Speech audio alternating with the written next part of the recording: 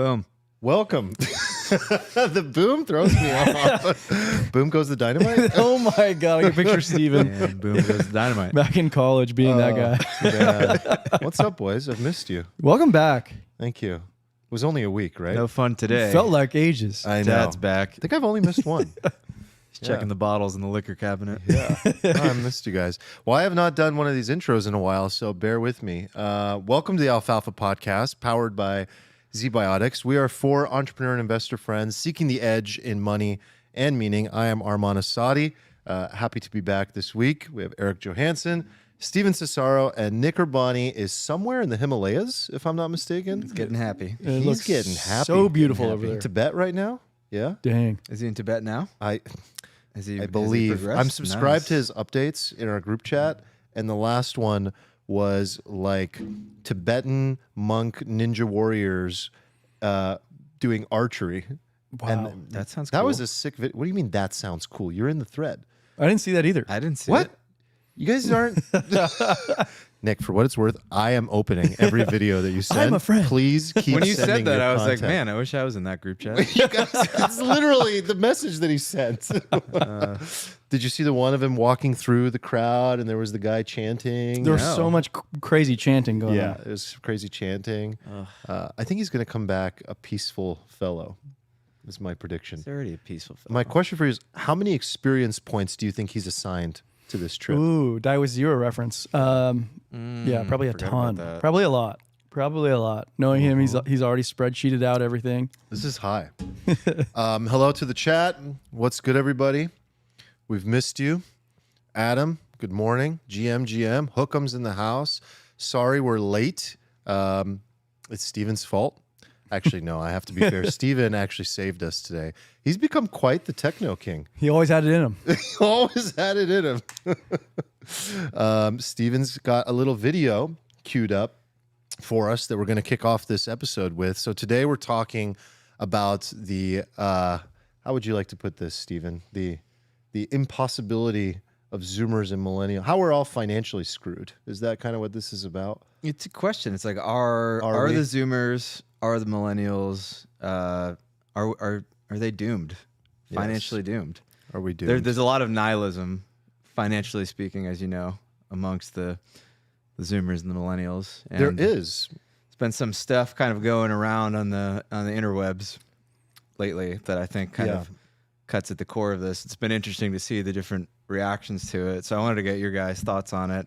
And then maybe see if we have any solutions to it, because we like to be solution We're going oriented. to dig into the nuance, right? We're going to go into it, maybe look at like the different perspectives, like how effed people actually are. Yeah, can you still get Can you make it? rich Yeah. and make it in a world Yeah. where the boomers allegedly, but not really, have rigged everything and Right. kind of fatten themselves at the expense of the younger generations?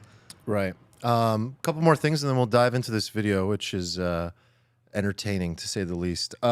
So you can support the Alfalfa podcast by becoming a member or with a one-time donation. Just head to alfalfapod.com. You'll see a link there. You can pop a comment on the live stream if you're here now live watching. If you're not watching live, we'll read it out next time. And we just appreciate all the support. This is a whole community-driven thing, so really appreciate all the support in general. Another easy way you can support the podcast is just send a recent episode to a friend, a favorite episode, maybe the ZBiotics episode, maybe this episode, whatever fancies you. And of course, make sure you're subscribed. Today we're drinking wine, which is a nice little twist. Steven, you brought the rich one. Can you tell us about the rich one? It's not that rich. I know. I'm It's just making- it's like the down label of far niente. Is that how you pronounce it? Yeah. I always wondered that. Yeah. It's delicious. It's called Post and Beam. Mm-hmm. It's like 50, 60 I've had it bucks at a bottle. Churchill a It's few like times. it's like half or a third of the price of their kind of flagship label. It's good. Yeah. It's good. Gets the job done. Yeah. Are you familiar with Bonanza? No, I thought you I were. would say it's like top 5 wines if you can stomach, like if you can do California wines. Most people love California wines. Under like $25. I would put it like top 3 even for people that like big, bold, juicy Okay. California wines. I'm always Yeah. looking for a good It's kind of hard to get a $25 bottle these days. It It is. used to be the sub $20 bottle. Now it's like sub $30 bottle. Yeah. And then you brought that cab. I mean, that Yeah. Justin. Justin Oh, you got Cab. the Justin. Yeah, classic. Justin is just such a good wine. Just delivers. Yeah. Do you guys remember when Justin was like $17? Yes. I do. I do. Good times. I do. Did you guys take your Z-Biotics? Well, I didn't. I did. I forgot to last week, which is a terrible idea. Have to. It did not go well. Well, let me tell you guys about Z-Biotics. First things first, for those of you, and I know many of you out there have not listened to episode 162 with Zach Abbott, the CEO and founder of Z-Biotics, I highly recommend you do. It is a different type of episode because we talk about the science of hangovers, and Zach breaks a lot of myths, like the first one being that hangovers are not caused by dehydration. Just today, I was having this conversation with someone. He's like, I have a 5 supplement stack that I take every time I drink. And I was asking him what's in it. DHM was one of the items in it. And that was one of the items that Zach was talking about that actually He has said that some, one like- might work. Right. But everything else, he was like trying to optimize for the dehydration and everything else. It's too late. So for those of you that don't know, most of you do know this by now, but Z-Biotics is a pre-alcohol probiotic. It's the world's first genetically engineered one, and it's a probiotic. It was invented by Zach, a PhD scientist, and ultimately it works at the core, like before the problem even starts. And I think that's what's really different about this is when you drink, alcohol gets converted into this toxic byproduct in the gut. And it's this byproduct, not the dehydration, that is causing your shitty next day and causing you to feel Say the all those name. symptoms. Say the name. No, you do it. Acetaldehyde. There you go. I keep wanting to say acetyl aldehyde. I'm just never going to get it. Once the thing gets in my brain, it just never gets out. Totally. So drink it before you drink. Listen to the episode with Zach. Highly recommend it. He actually did an ad read, like what I just attempted to do, that was so phenomenal because he pitched top of the dome, for 7 years, and it was just so good. So highly recommend that episode, and maybe send it to a friend as well. That's a good pitch. I don't think that was worse than mine, but Okay. definitely worse than Nick's. Is that a compliment? Yes. Okay. It's a patented Compliment to himself. Everyone has that friend. That was that friendly compliment. Yeah. Yeah. Wasn't a compliment. Well, you haven't lost a step, man. It was more a compliment to Nick. Like since Nick's been gone and I've have had to done read that the ad. 0 times. Yeah, like I'm like, man, Nick's And, really good at I this. barely made it here with the traffic, so take what you can get right now. All right, cue the video, Jordan. Let's get down. Let's get into this. Let's get into Oh this. God, we're gonna try to play video on stream. Yeah. So hopefully you guys can hear Studio's gonna this. burst into flames. We've got Ashley here up on the screen. If you're listening, you'll be able to hear her, but you should watch this. And there's no audio. God, we already screwed it up. We already screwed it up. Hang on. We need some audio. I believe in multiple chances. Job after college, and I'm Okay, in from the person, top, please. And I'm commuting in the city, and it takes Jordan, me from the fucking top, forever. please. Awesome. Okay. I know I'm probably just being so dramatic and annoying, but this is my first job, like my first 9-to-5 job after college, and I'm in person, and I'm commuting in the city, and it takes me fucking forever to get there. There's no way I'm gonna be able to afford living in the city right now, so that's off the table. Like, fucking duh! If I was able to walk to work, and it'd be fine, but I'm not. So it literally takes me, like, I leave here, like, I get on the train at Let me know if you guys 7:30, can and hear I don't this. get home till, like, 6:15 earliest, and then, like, I don't have time to do anything. I want to shower, eat my dinner, and go to sleep. I don't have time or energy to cook my dinner either. Like, I don't have energy to work out. Like, that's out the window. Like, I'm so upset. Oh my God. Nothing to do with my job at all, but just like the 9-to-5 schedule in general is crazy. Being in the office 9 to 5, like if it was remote, you get off at 5 and you're home and everything's fine. But like I'm not home. It takes me long to get home, and like people that drive to the office, like you don't get off at 5. And I know it could be worse. I know I could be working longer, but like I literally get off, it's pitch black. Like I don't have energy. How do you have friends? Like how do you have time to like meet like a guy? I don't know. Like how do you have time for like dating? Like I don't have time for anything, and I'm like so stressed out, and I'm also getting my period, so that's why I'm all emotional. But like, am I so dramatic? It's fine. I feel like she could date a coworker. You know, that's one solution. That's where you want to start with. You want to just The first thing that stood out to me. It's the first thing that stood out to me. You know, maybe her office has a gym. I have to be honest. I don't think any. Obviously, her delivery is very dramatic, and she's very upset. She's so upset. So upset. But nothing she said is incorrect. Like, that is exactly the state of affairs today. That's reality today. Wait, is it reality today, or is this like how it's been No, it's better than ever. forever? But that is, well, no, it's better than it's ever been. Like, our parents and our grandparents' generations worked their asses off. Like, this generation works a lot less. But that is her reality. I'm just saying. It's like, it's true. Nothing she said is incorrect. She has to commute. Commuting sucks. Commuting is scientifically proven to like fuck people. Yeah. It, like destroys people. And she doesn't have time to stay healthy. And everything she said is like accurate. I'm like, yeah, I feel you, girl. Truth be told, if she was commuting or not, it still sucks. Like, Yeah. the fact that she's commuting is like one of her gripes. Like, it sucks either way. Kind of sounded like she was like badly wanting to be able to work from home and like upset that she couldn't work Well, from home. you get a couple of extra hours. You get 2 extra hours, but it's still like we all did corporate experience for a while, and now we removed ourselves. But like that is a soul sucking environment, which is why we left, right? So I empathize with her. It's hard. It is hard. It's her first job. She's just getting a taste. People have been doing that for a long time. Yeah. I feel for the girl too. Do you? Like totally. Do you actually? Actually, like literally I do. Are you just trying to be on my team right now? No. I mean, she's obviously having a hard time. And I remember getting my first job, my only job. And I remember feeling super depressed, actually. Like, I felt like my life was over. Yeah. And I was working like 50 hours a week. It wasn't that bad, especially in the realm of finance. It's like nothing.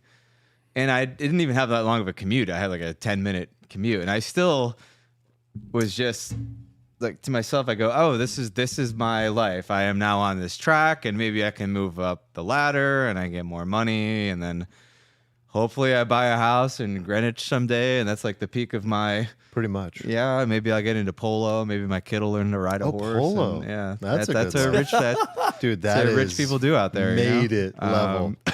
Yeah, you have to be at least this rich to play polo. What is the cutoff? Post-economics? Like completely post-economics? I'm not there, so I Is don't there know. anyone out there that's like still trying to make it? No. Playing polo? Yeah, I don't think so. No. Right? Like once you're buying your daughter horses and giving her. Wonder if anyone in the It's community can find us a polo player. Anybody I'd out love there to got a talk to horse one. for their kid? Yeah, Anybody in the chat own a horse? I would love that. Yeah. I feel you though. It's a real struggle to yeah. I mean, it's not for everybody. Like you suffered having that corporate job.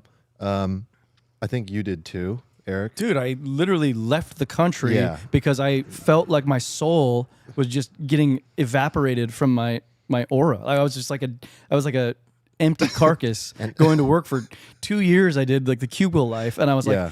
like, my only solution was I gotta get the fuck out of here. I moved to Australia. Like I got so far removed from Wow. it. I was like a fucking tour bus driver and worked in a bar and a We hostel. have similar stories, actually. All of us were all like former corporate slaves. Like I literally quit my job, went to Cuba, drank Hemingway daiquiris till I was just like spinning, That sounds came up cool with as business shit. ideas, and then started writing blogs about how I left Google and telling everyone else that they could do the same and documenting my journey of like solopreneurship. I mean, I wanted to get as far away from the corporate world as possible.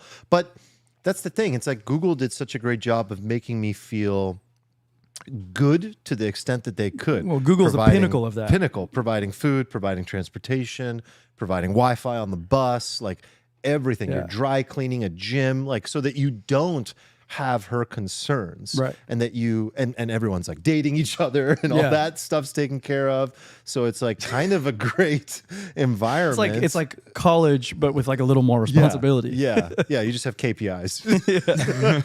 College with real KPIs and repercussions. But I don't know. I mean, okay, so what's on the other side of this? Like, Well, did you guys see Jason Calacanis' response? Oh, can we put Jason's tweet on the screen? Because I think Jason took the other side. So he shamed her, right? He shamed her. Like badly. Wasn't he being a little bit condescending too? Okay, if I'm somebody not read, mistaken? somebody read it out. Okay, so We have to read it for the there's people two. with not There's video. two. So the first response he has is, "Oh, princess, sad face. I'm so sorry you had to commute and work and have a job and everything. It's like so extra." That's pretty mean. It's mean. That's it's definitely pretty mean. Even if it's right, which I'm not sure it is, it's mean. It's like 100% mean. So he is right that she is and should be. She actually addressed. She's like, I am grateful. Kind of. She kind of addressed that, but he's saying you should be grateful that you get to make a good income, go to work, have a job. You're not broke. You're not on the street, and you have to commute. I don't like that he's calling her a princess and being condescending like that. That's not very nice. Okay, so he got a lot of vitriol for that Did he? tweet. And then he doubled down with a new tweet. He dug in on a second tweet. Second tweet says Gen Z is losing their minds. Now he's taking a different approach here. Losing their minds in their first recession. Not a recession. I've been the community notes. The community notes would agree with you.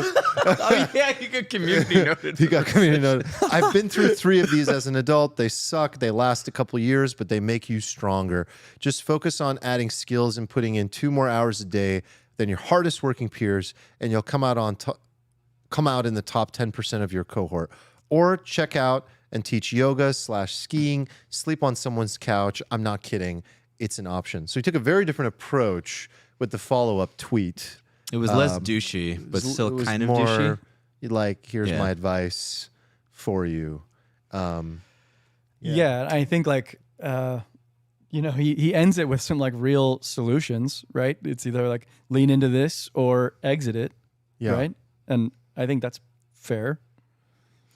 Okay, so in defense of this girl, she wasn't completely like, oh my God, I hate work, I want to die. Yeah. In the beginning of the video, she says something like, and it wouldn't be so bad if the commute wasn't 2 hours. And that's the part I felt. Because that reminds me of, you remember we talked about Mr. Money Mustache like a long time ago? Oh, yeah. The guy who like hyper Talk about me? saves. Living off. Oh my God, we He should lives call you off Mr. like Money Mustache. $25K a year. Yeah, he basically he worked in tech or something, right? And then was Saved so 70%. frugal with his money that he basically retired at the age of 28 or something. Yeah, I just think from his saving all goal his is like money. 75% savings rate. Damn, Yeah, that's and he has like a hard. 24K a year. But it's like a burn rate or retire by something. 30. Damn, that's yeah, hard to he's do. got a blog. It's super interesting perspective on life. Actually, if you check it out, I think it's really good to check yourself from all the stuff. Like, I where do anyway. your rules and stories come from? Yeah, he makes you look at that very But differently. like he has all these like hard, fast rules, and like one of the biggest rules is like don't live far away from where you work. Mm-hmm. That's like a command. Because then you can take your bicycle. It's horrible for your financial. won't need a car. Yeah, so for financially, it lets you like walk, take a bicycle, because cars are like Most the worst. people, Cars kill I people. think I could estimate spend about $1,000 a month on just their car. Right? So if you factor the lease price or the car loan price, which is probably about $500 a month, insurance, gas, and parking, if you live in a city, you're over $1,000 a month. Damn. Dude, guess how much? It's a huge Guess how much amount of my money. car cost me a month? I mean, I'm going to guess all in. You mean 600. just your lease or your Just whole- like lease, Yeah, insurance, I gas. would guess like $1,300 a month. 1,300. I drive an X3, by the way. It's Yeah. a nice car, but I'm gonna it's guess not like it's a not a Lambo. $600 lease with like $300 a month in gas and $200 to $300 a month in no insurance. parking payment. I No spend parking, though. $1,700 a month on this car. Okay, we between need to the fix lease, that. the What are you insurance, talking about? and the gas. Actual Yeah. fuck.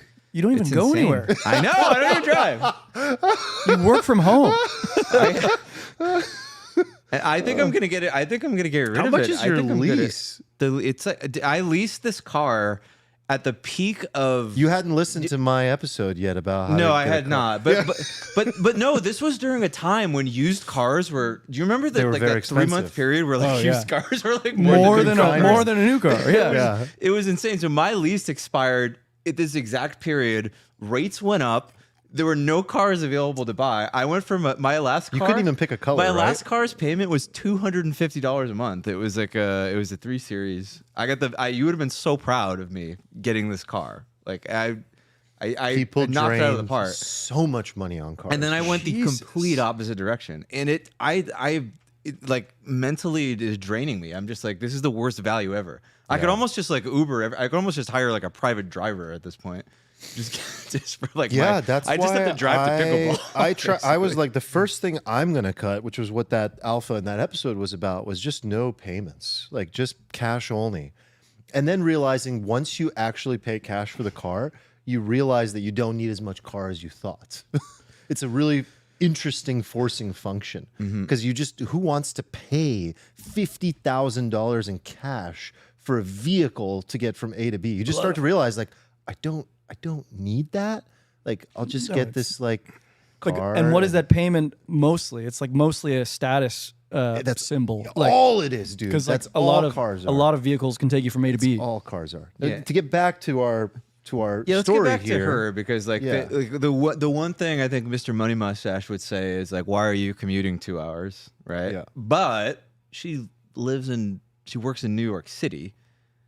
She can't afford to live in the city. Yeah. So she probably lives like in Jersey? the Bronx or something, or Jersey, and is Hoboken.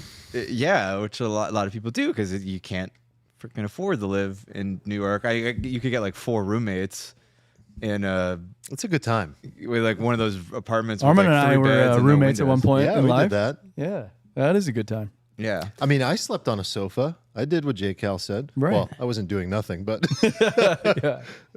yeah. But like there's benefit to being in New York, right? Like Totally. you wouldn't want to just get a marketing job in like Des Moines.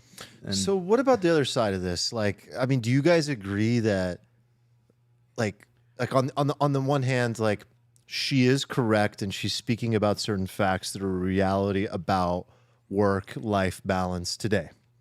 And yet at the same time, she's incredibly privileged, or privilege is a loaded term these days, but she's fortunate to have this position, right?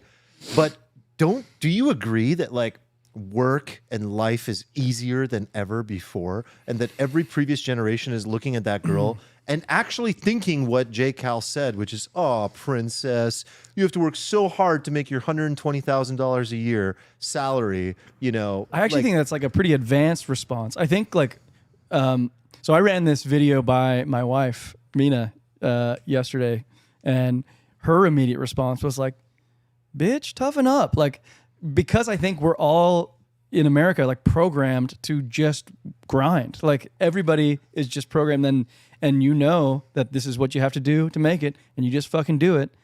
But then you can look around to other cultures and stuff, and like they have like a more moderate balance, you know? And I think Yeah, like if we were in Italy right now, work is like 5th on the list, yeah, you know? like in some cultures you take a nap in the middle of the day every day and stuff. Many like, of them. yeah, and like we don't do that here, but like I think we have this culture ingrained in us just because we've all been through the ringer where it's like, fuck, shut up, grind. But there's the culture of America, but there's the culture of this generation. Those are two different things, don't you think? Ooh, so like this generation has also been This raised generation is saying, I can't and I've had enough like and what I a give up. stupid way and- to live, kind of. Right. And I don't want to do this. And Yeah. I have no chance. I'm never going to make it. I'm never going to buy a house. I'm never going to be able to save enough money to become a millionaire. Like they feel Well, totally screwed. fuck. I mean, imagine you're paying rent even in New Jersey, wherever she's at, with a $1,700 a month car payment on top of everything else. Like, how could you possibly save any money? You can't.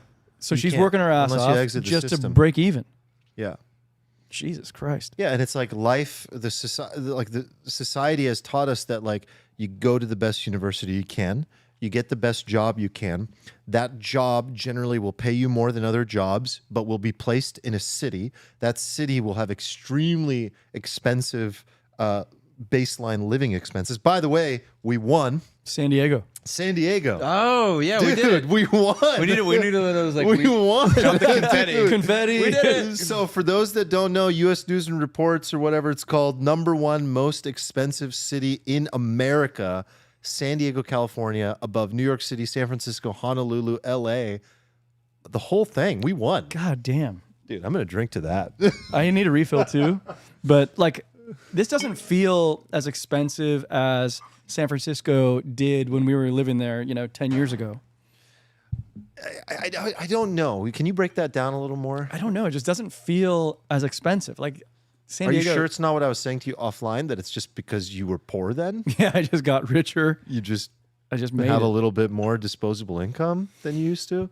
Perhaps. I'm just saying, yeah, my only, all I'm talking about is my feeling. My feeling is it just feels. I feel the opposite. I felt I had much more disposable income at that time, and I feel like money flies out of my bank account here. And I've been saying this for the last year and a half. So it's really interesting that we ended up being the most expensive city. Dude, I totally feel it. I filled up my tank today at the gas station I went to. It was $6.75 a gallon. Yeah, that's about, that's what it is. $6.75. Yeah. Dude, get the Costco membership. That's Worth it just for the freaking gas. Yeah. I mean, you got to that's spend $120 to fill up your tank, and you got to, electricity is way up, rent is way up, mortgage is way up, like real estate, I mean, in general, way up. So the biggest driver, if I'm not mistaken, was real estate and the rental market.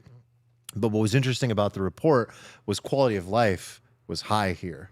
So for me, Get what you pay for. yeah, man, it's the weather tax, but I will say it sucks here. So, and it's very expensive. So don't move here. Yeah. Keep our No, roads please open. move here. Drive my home value up. Thank you. I don't know which one's better. Okay. Well, this is an interesting question with regards to this girl's like living in New York, right? Right. And she's, first of all, I think she needs to get a little better at time management.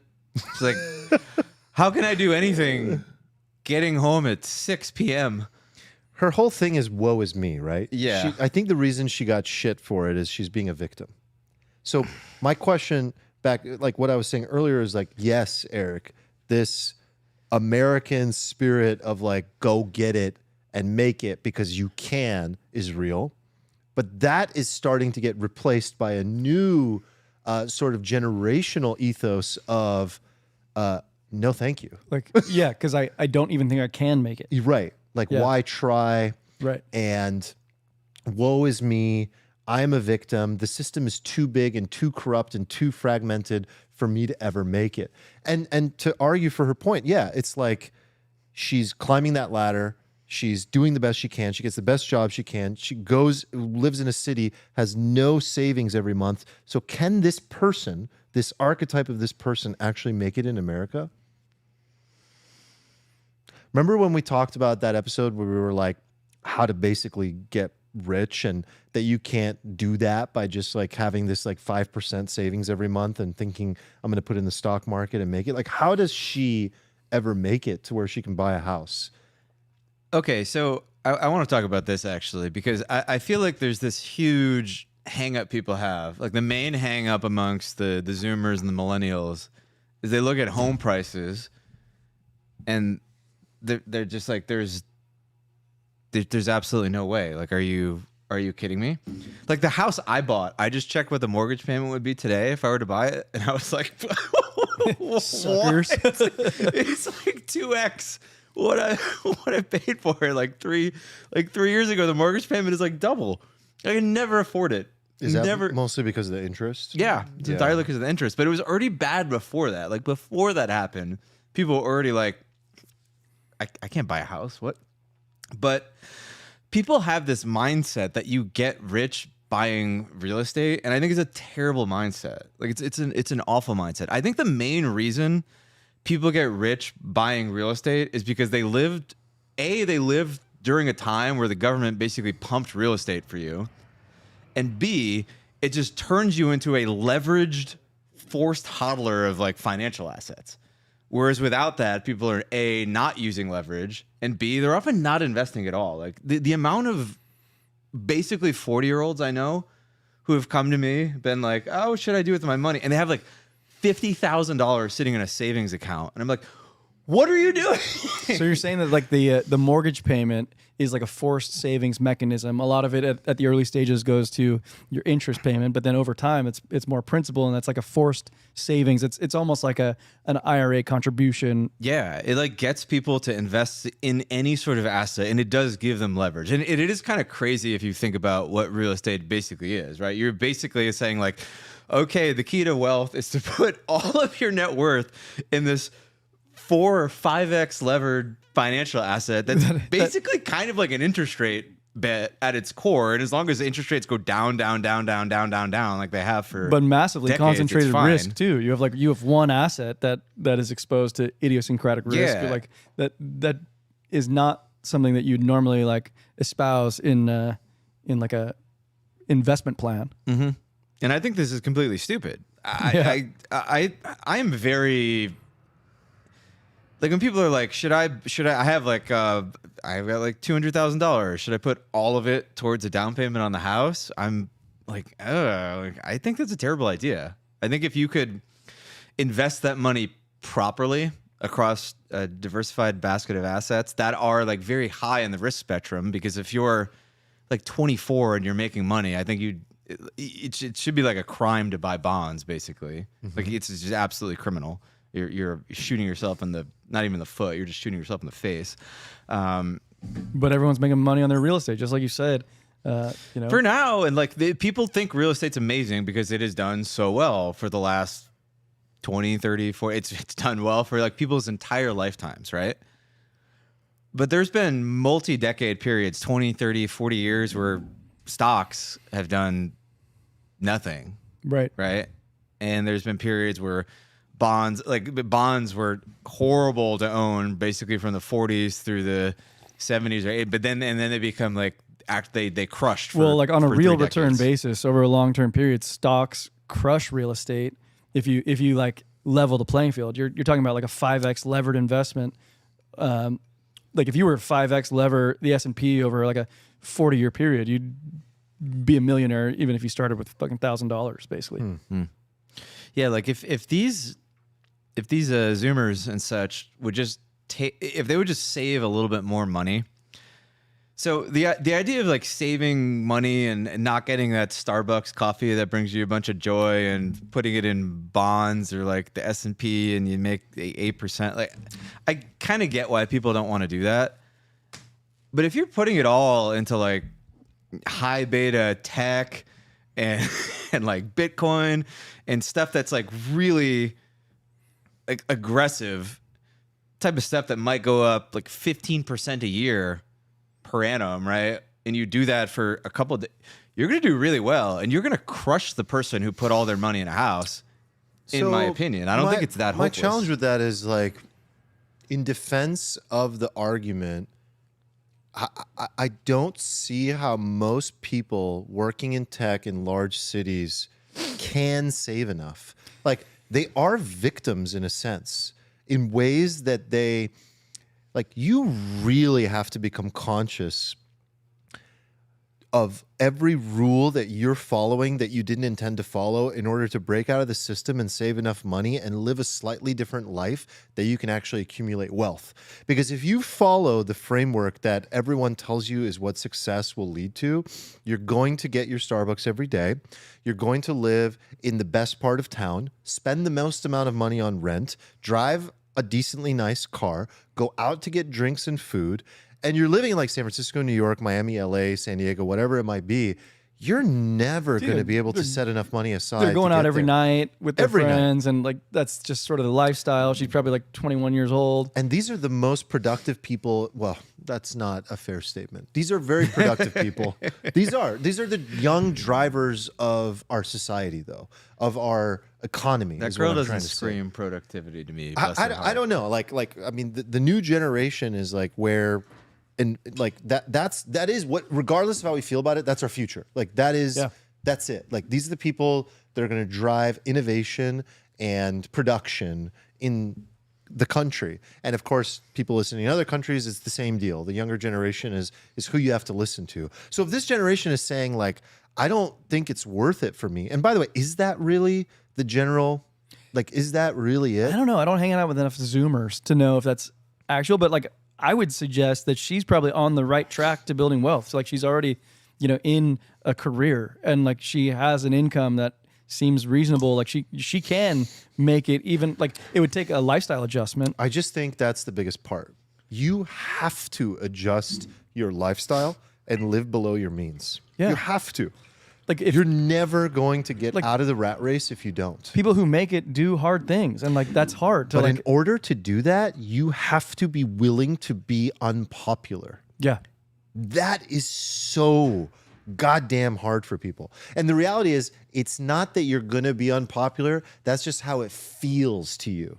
But the cool thing is that by living that unconventional lifestyle, being slightly different and not doing what everyone else does, of course, guess what happens? Everyone admires They you. admire that shit. Yeah. You're the cool person. You're the popular person. You're the one that should probably have the blog and the TikTok telling people how you do it. But we all follow and keep up with the Joneses, and that's the big problem why nobody is feeling like they're getting wealthier in this generation. I think it's really tempting to call the Zoomers like lazy. That seems to be like the big boomer trope. You're like, oh, when I was your age, I walked uphill both ways in the snow and I worked at a Every generation has machining probably factory done and- that, right? And my dad's granduncle lost 8 fingers in the Industrial Revolution, and it's like, yeah, that's true, right? And of course it's true that girl's life, like somebody 1,000 years ago may have killed for her life, right? Yeah. But I don't think it's necessarily true that like a woman in 1950 would kill for her life, to be honest. Okay, I like this. Keep going. I don't Yeah, think it's this is true interesting. that, and I don't think this is just a This woman is the thing. start of a hot take. Yeah, like I think it's very. I don't think it's the case that like the man in 1964 who worked at the GM factory and bought a house with 1 year of salary and by himself took care of an entire family, and he went to work and came home and is able to have his like wife stay home. Wait, that actually take sounds care of like all the kids. dream. Like. I don't know if it's a given that these people would like look at us because this is like a really popular. This is like especially a very popular conservative trope, right? Like you hear Yeah. this a lot from like the Ben Shapiro's of the world, where like people are poor and they're riding, and he's like, "But you've got look at all these, you got all these flat screen TVs, and I can do a better Ben Shapiro impression." Well, I was wondering if that was your Ben Shapiro. Fact Yeah. is that you got three Yeah. you got 3 flat screen TVs, you got Little 4 cars in the dweebier. driveway. Ain't Little more dweeb. He's great. I mean, I don't know. But like people can buy more stuff now. It's true, but also, is their life better? I don't know that that's necessarily the case, and I especially feel for this girl because so like 60. I was actually having this conversation with a friend of mine a few days ago who shall remain nameless, and she's makes a lot of money, does really really well in the corporate world. But like she said to me like, it's like a part of me like really wants to just be like a stay-at-home wife now, and just like have. And she's like, I actually hate that like I have to work, like I have to work or we can't afford the place we live in. And like they're and she's like, I feel bad about this, but there's actually a part of me that like just wants to. Did she say the deeper why? And if she didn't, what's your guess about why a woman like that actually desires that? Look, I think the truth is that although it's great that women have a lot of choice in today's world, right? Women are not exactly like men. And to succeed in the corporate world, not to just go in, that is, clock in, that is and an clock extremely out. controversial thing to say. Yeah. I can't wait to see where this goes. No, I'm just stating it that in 2023 it is extremely controversial to say that men and women are not the same. Right. But we're not. And like, if you pull like 100 random men, you are going to get more men in that sample size who are willing to be cutthroat and grind and climb the corporate ladder and do all this stuff to get money and succeed. Yeah, Like, why on a big 5 spectrum psychological level analysis, that's just called agreeableness. Yeah. Men are much less agreeable. Like, They're much more willing to combat, to fight, to get what they want. Yeah, like, when you see the girl in that video, are you like, this is a girl she's climbing the corporate ladder. She's gonna shank everybody on her way to be the CEO she wants of Mattel or harmony, something. which is a beautiful, She's trying to live her life. Beautiful thing, by the way. And she's living in a world that was constructed around the idea that, oh, well, you gotta get a job, and you gotta That devote disagreeableness. 65 hours Yes. of your week to this marketing position, Which is that in reality conscientiousness. you're never gonna see through to the end, because a part of you like actually probably does ultimately want to get married and have a family. Like most of these women, like in these videos who post these, like, oh my god, the reason they're posting those videos is because they're sort of disenchanted with the whole idea of the modern workplace. Anyway, they don't want to climb the corporate ladder. They don't want to like play the game and be in the arena and like go. That's like a thing that is mostly a male thing, But right? It's not an entirely male thing. There's tons of women who want to do that, and it's totally cool. But if you play this out across society, across millions of people, it feels imbalanced. It feels like women are actually kind of getting a raw, like a lot of women are getting a raw deal in this because they can't go back to that other life that they used to be able to do. Okay. I want to hear this. Well, I think you touched on a lot of things there. I think I want to like touch on this like gender, who's more capable of like being in the workplace today.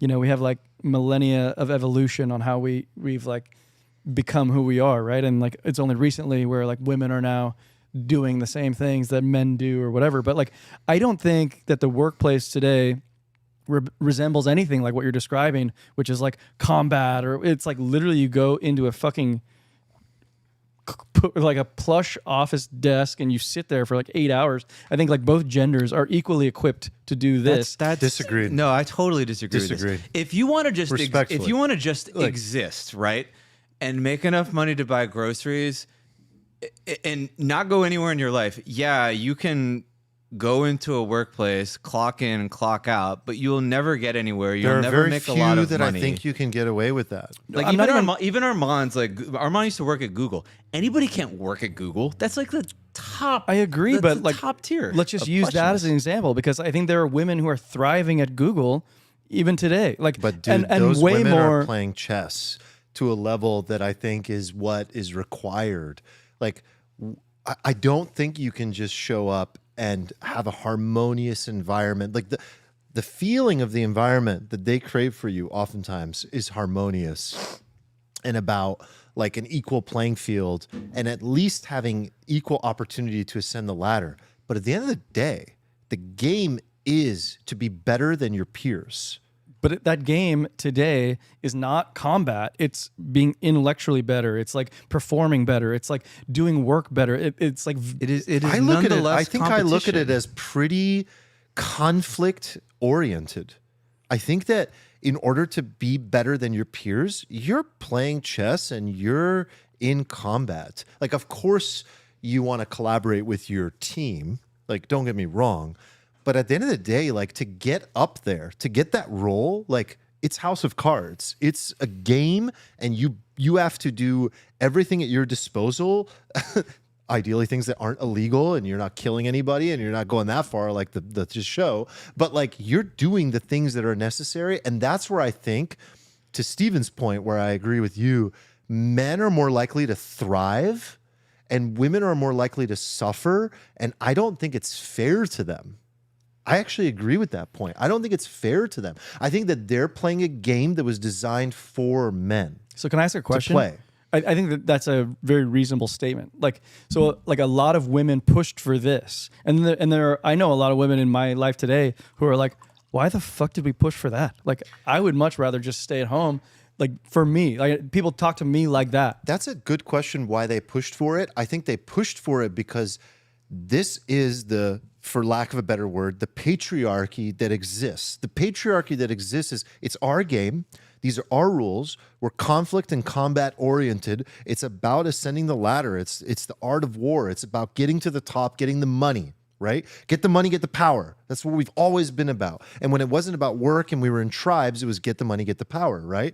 So they're like, well, we can't recreate the game, but can we at least have a seat Right. at the fucking game? And so then they said, can we play the game with you? Because they weren't even allowed to work. Right, They weren't so- even allowed to have jobs. So this is what I'm talking about. I think this is like, I guess I'm wondering where it got completely disconnected because like women fought for the optionality, right? They wanted to Correct. have the option to play the game or to continue staying home. And it seems like now the culture is just like, fuck it, you want to play? Now you're expected to play just like us. On the one hand, yes, but on the other hand, what's happening and is very revealing is that women, and again, we're being very micro in our examples here and very anecdotal, but using the anecdote that we started this episode we're with. obviously speaking in generalities. Yeah, There's obviously yeah. a lot of people who don't. Tons we're that making don't a fall into these broad-based- frameworks for and sure. things that we're talking about. But to speak to this cohort of people,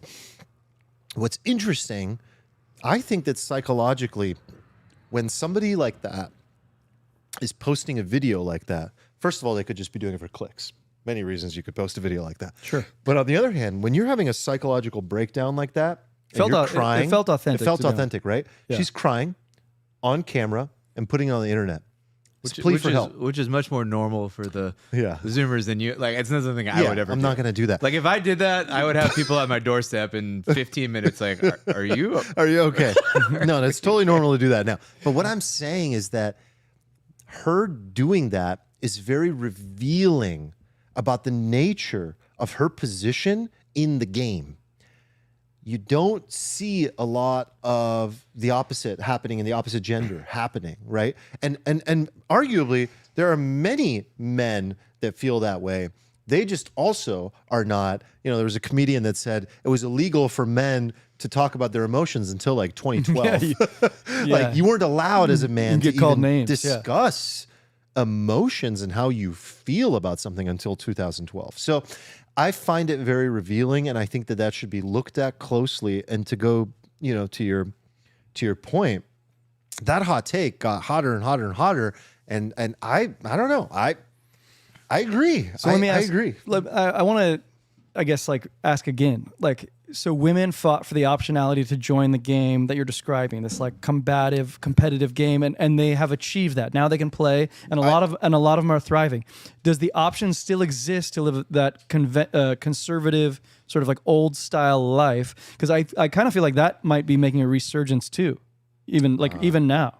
We haven't talked about Carnivore and Aurelius in a while. No, we haven't. Yeah, he used to be she used to be a mainstay on this show. I mean, like, that's his or she, his or hers. Like, that's what he's resurrecting, right? Wait, Carnivore Aurelius is a they or? Well, no. Steven is insinuating that we don't know whether it's a man or a woman. Oh, they're anon. Well, we don't know. They're Yeah, it's anon, yes. Okay. So, you did? Oh, it is the guy. All Can we right. get him on the pod, Jordan? We've definitively. Can we make heard that word. happen? Can we do that by next Wednesday? So I would love to make that happen. I think that's what that is. Is there a real That resurgence Is there of a that, real resurgence of the 1950s the movement? Yeah. polarity and function of what a relationship and roles should look like? Is that a real thing? Yes. Before you go there, I want to go back to something Eric said that I think is super important. Go back, go forward, go the word he sideways. I don't care where you the go. The word he said that was important was optionality. Yeah. It was really shitty that in the 50s there was no optionality. This was just the thing you had, right? Because that created this like massive power discrepancy, and like you could see how a lot of women got locked into a life and they were just absorbed into this Which man's is life. And- why we're here. right. We're here because that wasn't fair. that was obviously not good, right? So optionality is great, but when optionality crosses the chasm and becomes like mandatory, like it's weird now if you are like a woman who graduates from college and moves to New York and you're like, I want to be a wife immediately. Like you would- people would you would people turn be heads with "Well, that." What are you talking about? Yeah. Like, are you? And in the you're gonna get 50s, that would just be That was just the norm. That was just the normal, only right? option. Yeah. So we've gone completely the other way. And we've talked about this a little bit, how there is this like Tradwife movement amongst the Zoomers on TikTok now, which I think is interesting. I like the Zoomers because a lot of people are, they're lazy, but I think they're looking at the world and right. And yes, it's true that people used to like work in fields and kids worked in factories and all this terrible stuff. But they're also looking at the world that exists and they're like, okay, on a comparison basis, sure, it's better now. But like the peak capacity of the world, the capabilities we have, the technology, like why? Why should we accept that? Are you saying the Zoomers are kind of like alfalfa-ish? They're like looking at the world objectively and thinking about it? They see the world for what it could be and asking why. And That's what like every generation does. as most younger generations do. And it's super important because it pushes things forward. Like Jason's That's tweet the beautiful comment, thing about every new generation is looks at the world as malleable, and that with our innovation we can recreate the rules. You guys remember yourselves in college? Like that's what that I was was. blacked out. I don't remember. But when you were conscious, like that was the part that you were most like. Do you remember that feeling? Like there was a real feeling of like, I can help be a part of what creates a new world. Do you still feel that? I feel it in a different way. I feel it in the sense that when you're in college, you feel like just having the idea Like any is idea enough, is good. and Yeah. that all you have to do is join forces with your fellow generation, and together as a generation, you'll change everything. Yeah. No. The way you change things is you build things, and then you get a seat at the table. So I'm doing that in my way, like tangibly now, but through a different vehicle. But every young generation feels that way for sure, and they're like, there's a huge dopamine rush as well. Well, there's like the crypto movement. Like this is Yeah. all kind of like in line with that. yeah, Yeah. for sure. so like Jason's comments to this girl, right?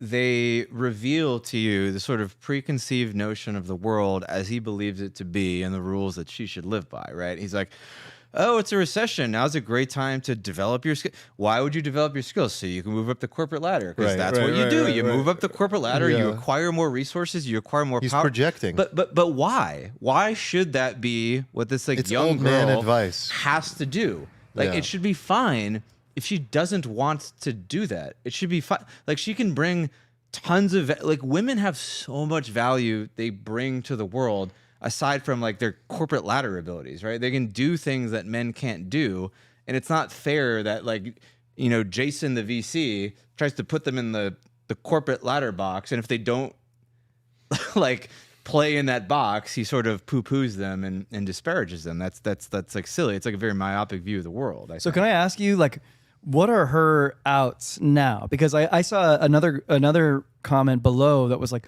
well, here's what you can do. Here are your outs. Like you can start your own thing, start your own business. You can exit the corporate world, start your own business, or you can exit everything. You can like start a farm, like go live in the woods and like raise your own food and like completely exit. But in both of those cases, that's a lot more time and effort than just working.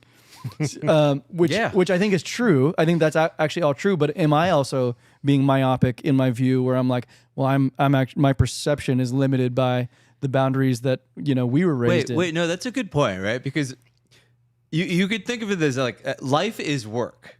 Right? Like, remove the corporate thing. Now, imagine the whole everything's Right. gone, and this girl is just Marcus in the woods. Aurelius, because I'm reading the book again right now. Nice. That's what he talks about. Like life is work. Yes. You need to Life work. is work. Like that was 2,000 years ago. Like that was a long time ago. You can opt out of the system. You cannot go to New York. You cannot get a job. You can move to the woods and opt out of society. But like, you got to build shelter. Dude, that's hard You as got to learn how to fuck. hunt. No, that's You gotta- way harder you than gotta just fish. It's You way gotta- harder than a 2-hour You gotta do commute. all this. That sounds like a full-time job. No, like, it's you, way you harder. can't go to the, like, so it is kind of funny because no matter what you do, work is involved. I guess unless you're sort of like some Orange County trophy wife or something, and maybe that's like the gold standard where you don't have to do any work. But like for most other I don't humans know. on Earth, I've always loved work, and I there feel is, like work you have to work. work creates meaning. Work is a part of the framework of how to have some meaning in this life. Yes, work isn't bad. It's not bad. It's not bad. In not bad. most doses. Sounds like Ted Kaczynski, to be honest. Maybe. Maybe. I mean, like Kaczynski had some good points. The bombs were not good points. Those are bad. Those are bad. Just to be clear, not pro bomb. But some of the ideas and the observations I mean, about his civilization his were point was accurate. that like everything has gotten so easy. Like you want to get food, you just literally go down to the grocery store. You've like lost the meaning, like the hardship, the purpose of like how meaningful everything actually is. We're to the point where you're just like, oh, everything kind of just. I do think comes to that you. we will soon, within the next years that I can count on like two hands, like be working less, like be working less than 5 days a week and 40 hours. Like I actually think there will be a foundational law change of the required hours, like as a nation, to a 4-day potential work week. And AI will be the main driver of that. Oh man, well if you're Productivity will get to a point that will not require productivity a 5-day goes work week. through the roof. I agree with that. Yeah. And my presumption, if you like go far enough out, it's like it becomes to a place where people don't really have to work at all. It's like a UBI system. That's a good question. I would love to know, like, if I had my oracle, like, will it actually get to a point where people don't have to work at all? I personally am not in that camp. Yeah. Well, I think there are the achiever types that want to continue working, but I think a lot of people, where it'll be an option. yeah, people can Again, optionality, right? opt out and get sort of like the bare minimum provided. Well, I actually wanted to make sure we like close that point. So like, what do you guys think about that movement of like the Tradwife and the Tradlife movement? Like, you know, is that like, what do we do with that? Is that a real thing? Is that worthy of like bringing into the next generation? Does it resolve some of the grievances of like our young lady here? I don't know her name, but like, yeah. What do you think about that? Just to close that loop. I think trad, generally speaking, is good. And one of the reasons like conservatives want to conserve things is because the things they want to conserve generally have Lindy.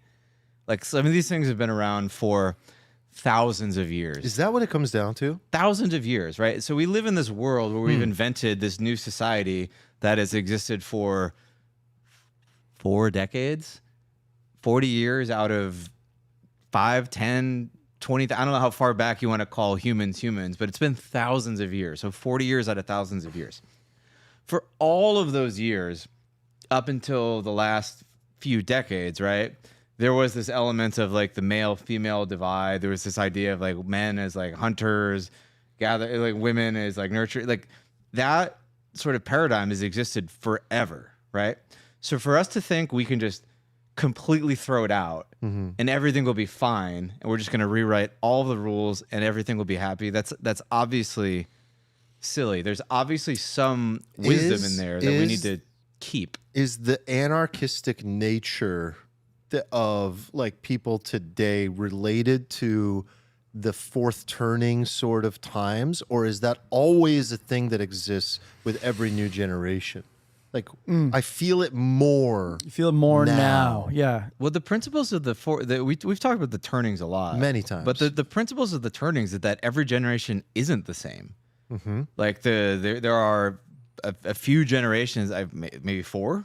Maybe that go through the turnings, and the fourth turning each is of those the most generations dramatic. are different. Like there is like in the 60s, I forget the names of all the generations, right? There's like the awakening and the upheaval. I don't know. But like there is a generation after like the good times where they're just like, they kind of go off the rails a little bit. Everything's too perfect. And then they sort of rebel. That was like the 60s because the World War II was like, hell, we rebuilt the world. And then the 50s was like sort of like the utopia. Like, oh, we've rebuilt the institutions. Everything's amazing. And then all these kids came out of it. And in the 60s and 70s, it's rebellion. they were like, they rebelled. They did a bunch of drugs. They questioned like the machine, all this stuff, right? And then we got to the 90s. And I remember the 90s sort of era was one of like, tech is booming. Euphoria, man. It's like euphoria. People are, it was like it's kind of like the roaring 20s where people are what blind. a time to be alive. People are blind to the problems of the world because everything 7 is sort or of 10. good and they're not thinking about Internet porn everywhere. it. Yeah. No, like, but seriously. Not easily accessible either. You had to earn it, you know? Black boxes. So here's what I'm Any thinking with black boxes out there? with the gender thing. Like what I see now, and I don't actually know the answer to your question, but what I see now is like you have these silos, these gender silos, where they're like, well, women can work now, and men can do their laundry and do the dishes, and they can take care of themselves, and women can take care of themselves. So nobody needs each other anymore. Everybody's independent. I don't need you. Fine, cool. But like society needs men and women to need each other. Like Beautiful we have point. to fuck. Beautiful we have point. to make babies, and if nobody's needing each other, that's a problem.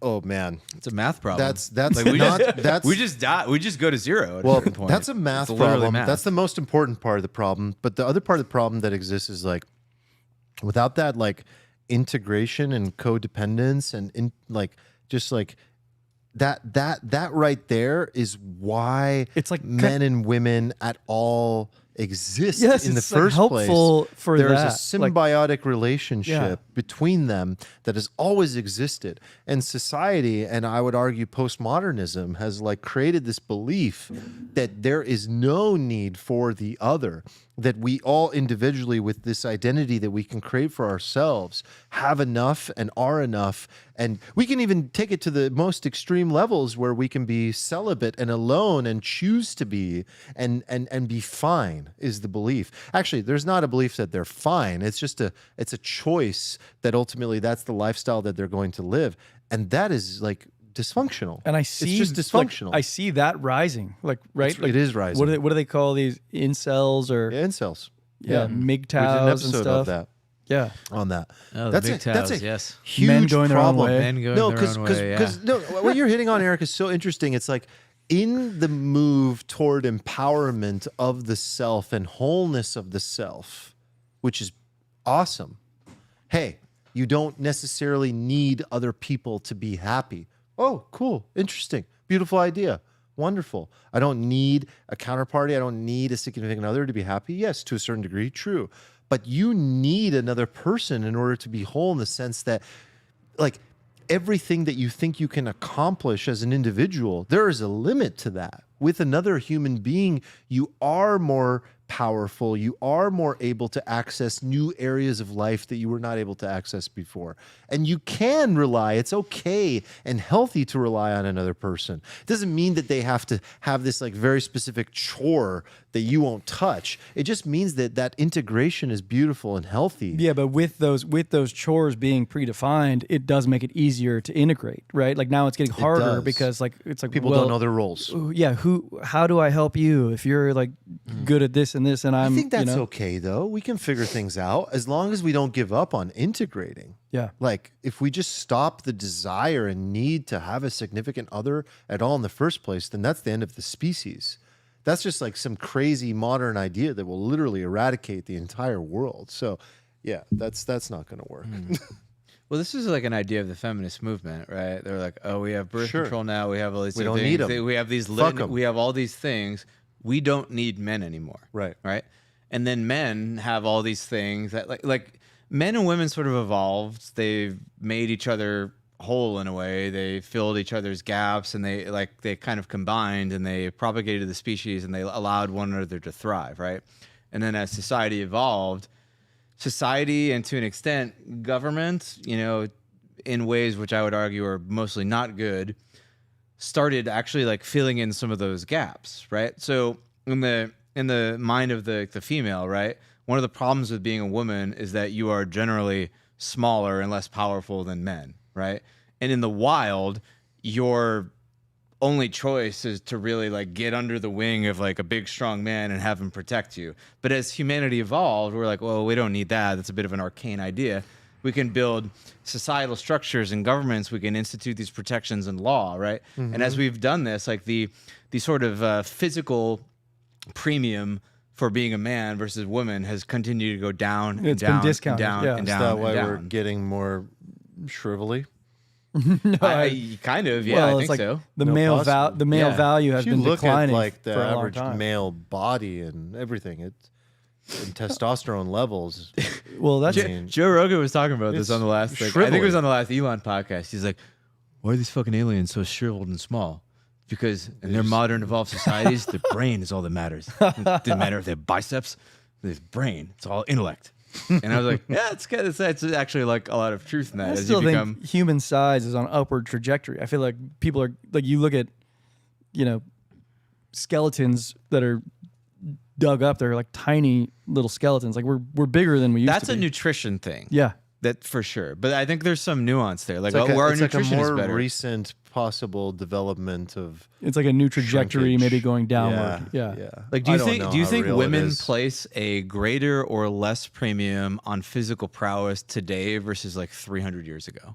less. Less, of course, but still that premium is high. Like I think I was having this conversation with my dad. He's like, if you want to be a male, you want to procreate, it's so beneficial to be smart. I'm like, just be big. Like still just be big. Yeah, but like in the tribal days, like you couldn't be like, oh, I'm an artist, because like Grog would just like stab a spear through your head. Yeah. You'd just be dead. Nobody cared if you were an artist. No, the Nobody premium- cared if you played the ukulele. The premium it was just is about coming being down. like big and strong. But as society evolves and like being big brain and being creative and all these things matter more and more and more, the species changes because like women's position change, and then men change as a result of that, because we still do want the women on like a very visceral level. So Yeah, but this even stuff all like plays out. before you get into selection, like you look at sort of like actual results, like smart people aren't procreating, like because they're like getting too in their head about it. They're like, oh no, I'm gonna wait, Yeah. and I'm gonna be Unfortunately, financially the best ready. parents and- don't become parents. yes, that's what I mean. It's but like, I feel like that's like middle curve. I feel like but that- that's happening. It is happening, but I feel like the carnivore Aurelius thing is like the gigabrain thing, right? Where you kind of come full circle in a way, and you're like, oh wait, actually, all these Have things as many everybody as you used to can. do are great because we talk about the Lindy, and there's like actually this deeper meaning thing to them. And, you know, Yeah. it's like I think we talked about this in another. Is that previous why episode. I want 4 kids? Yes, because you're a big brain. Oh, huge brain, Yeah. big brain. Big brain, big brain. Thank you, that was not any Steven. particular Thank you. impression. Steven, is that I why think you're Armand's being is that why racist you're questionable right of now. having any? No, not at all. Like Move, brain. no. I think it's super logical to have kids. I think Actually. so. And we've also fun for we've what talked about it before, how we hate this idea that we have to save Earth by there's too many humans. Like that's like to me is like the worst idea ever. I wish that I think every it's a terrible time we idea. mentioned one of these things that we've talked about before, there was this like overlay where like episode 137. Yeah, we actually did remember we did a And it whole just had like episode a link to it. just on that one topic. Like I 7 know. months ago. It was a great episode. Well, that's when we used to do 3 episodes in That a was day. very That's exhausting. when we were that was very pushing, exhausting. man. Oh my Pushing. Pumping. Well, now we have multiple shows. That's pretty cool. We do have multiple Dude, shows. you might missed have some- you missed our show. I don't know if you saw it or not, but we did I did. a 2-hour finance only show. I did. I might have, you might have tuned out early. tuned in and out. No, I might have played tuned like in 15 and out. seconds and he I was had like- it in background, you know? Yeah. There's an audience. There's definitely a cohort of There's our audience. definitely an audience. A for cohort that. of our audience likes that. Oh, big time. Yeah. Big time. A lot of people like the lines. Should we talk about that a little bit right now? Okay, that is what I wanted to Let's to because hit. I want to. I wanted to hit like what's the financial play here? Like what is the portfolio management play here? Like Yeah.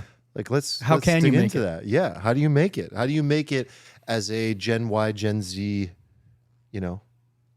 person? So I was thinking about that, right? And there's many ways to sort of make it, but like ultimately what I think resonated with me is like it's kind of like a Navalism as I remember it, where it's like you can only spend X amount of hours working. You need to be making money while you're not physically working too.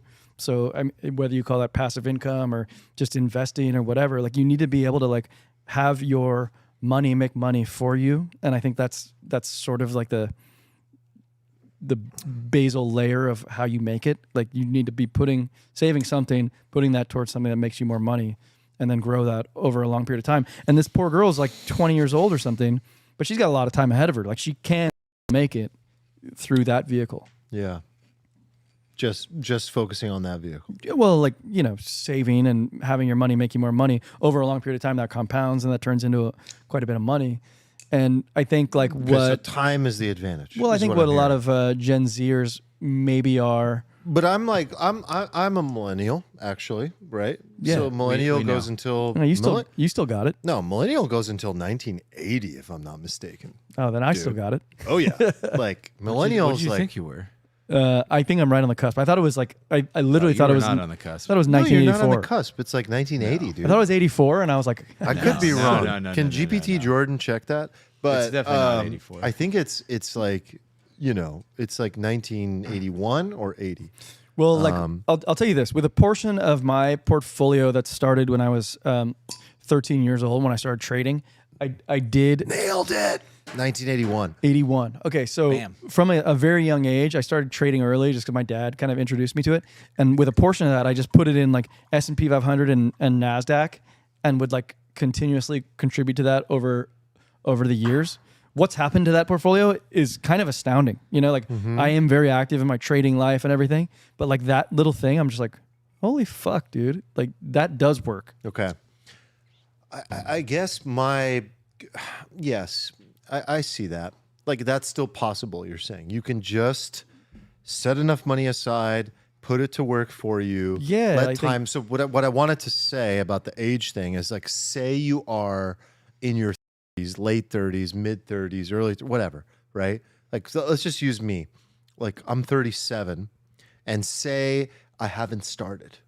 Like say, like, what do you do? Because now I don't have as much time to my advantage. Yeah, the compounding is not going to have as much of an impact. Right.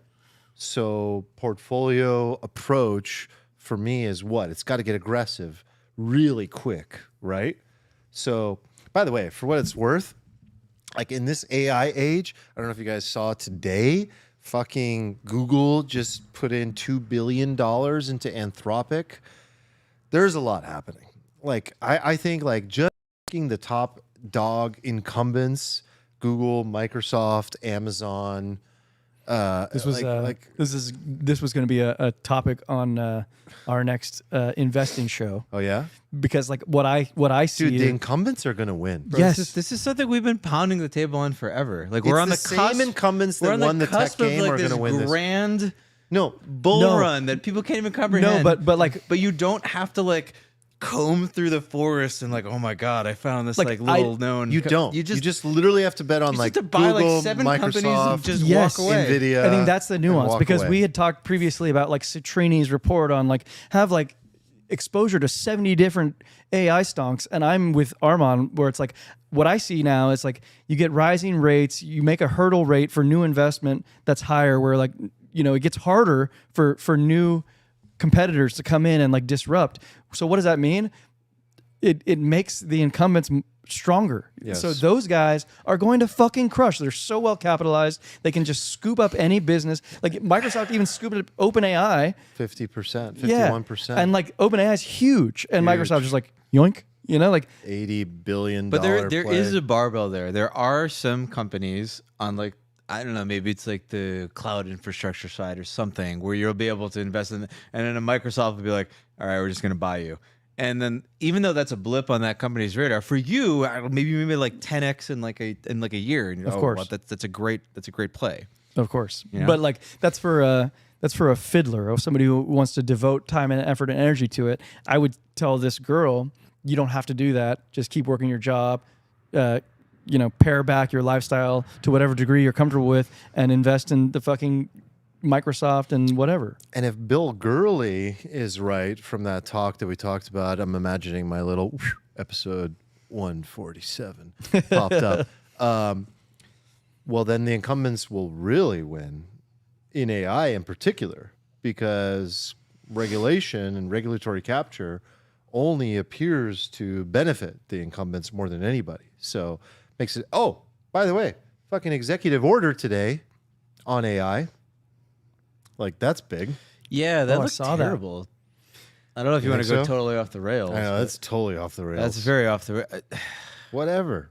Welcome to the Alfalfa Pod. So hold on. I actually didn't read through. I saw that came through, Yeah. but can you give some TLDR on? No, I can't do a good job of Okay, that well- right now. No notes on that. Yeah. The TLDR is, it depends who you ask, Like a person who thinks logically or a person who thinks illogically? I mean, okay, you want to have a hot take? You can have a hot take. Like, you got a hot take ready, give it. But like, I think that here's my take. I'll give you my take, right? My take is it was an overreach. It was an overreach by the government.